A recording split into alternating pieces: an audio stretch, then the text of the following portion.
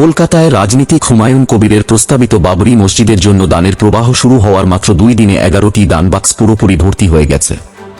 রবিবার রাত পর্যন্ত 4টি বাক্স এবং একটি বস্তা মিলিয়ে পাওয়া গেছে 37,33,000 রুপি, আর অনলাইন দানের মাধ্যমে এসেছে আরও 93 লাখ রুপি। দানের পরিমাণ কয়েক কোটি রুপিও ছাড়িয়ে যেতে পারে বলে দাবি হুমায়ুনের ঘনিষ্ঠ মহলের। 6 ডিসেম্বর বেলডাঙায় হুমায়ুন মসজিদের ভিত্তিপ্রস্তর স্থাপন করেন। ওই সভায় প্রায় 40,000 মানুষের জন্য শাহী বিরিয়ানি বিতরণ করা হয়। একই দিনে স্থাপন করা হয়েছিল স্টিলের তৈরি 11টি বড় দান বাক্স, যেগুলোতে জনগণ দান করতে শুরু করে। হুমায়ুন তার অনুসারীদের মসজিদ নির্মাণে সাহায্যের আহ্বান জানান এবং জানান মানুষ মন খুলে দান করছেন। তৃণমূল কংগ্রেস ইতিমধ্যেই হুমায়ুনকে দল থেকে বরখাস্ত করেছে। হুমায়ুন সভাস্থল ছাড়ার আগে জানিয়েছেন 22 ডিসেম্বর তিনি নতুন দল ঘোষণা করবেন এবং রাজ্যের আসন্ন নির্বাচনে 135 আসনে লড়বেন। দানের পুরো প্রক্রিয়া স্বচ্ছ ও সরাসরি সম্প্রচার করা হচ্ছে।